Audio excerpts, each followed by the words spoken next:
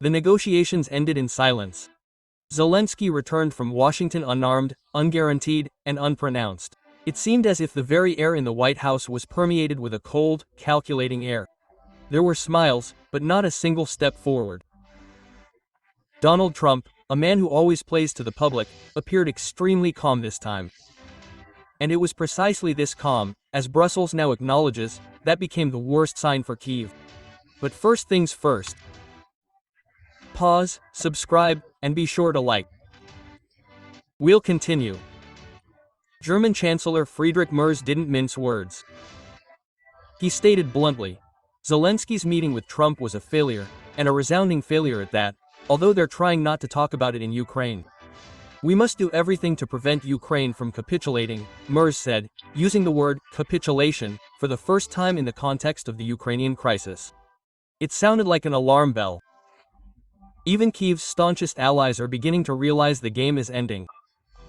Zelensky flew to Washington in high spirits.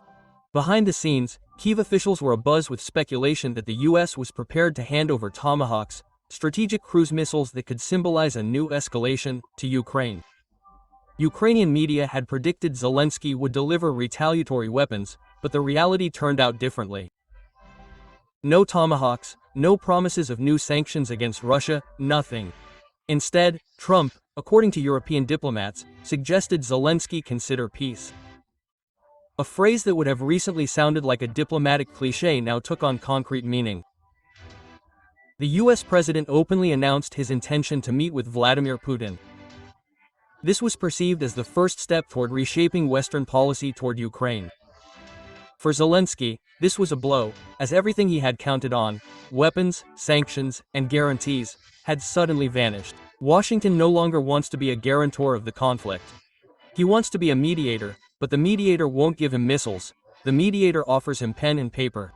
Merz, commenting on the outcome of the negotiations, seemed alarmed. He spoke of the brink of capitulation, of the need to save Ukraine. But even his words betrayed confusion. Germany, mired in economic problems, can no longer be the donor it was 2 years ago. GDP is declining, industry is losing orders, and the energy crisis is hitting everyone. Aid to Kyiv is becoming increasingly symbolic.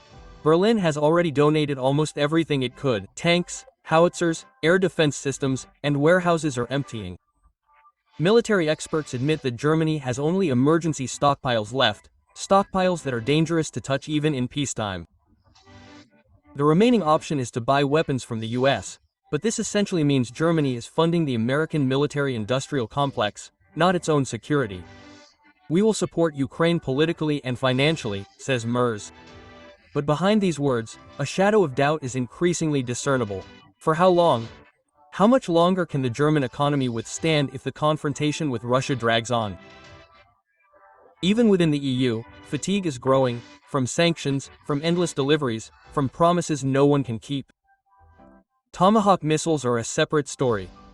Why did Kyiv so persistently pursue these missiles? The answer is simple. For Zelensky, receiving American missiles would have been a symbolic sign that Washington was still in the game. It would have sent a signal to Moscow, Europe, and Ukrainian society that the US is with us. But this dream had no technical future. American experts have been saying for months that the US simply doesn't have enough land-based launchers to fire Tomahawk missiles. And handing over the ships from which these missiles are launched is not even an option. This would mean direct US involvement in the conflict, something Trump has no intention of allowing. Even if Ukraine received several dozen missiles, their use would be more of a PR stunt than a real force. That's why Merz's words about capitulation resonate especially loudly today.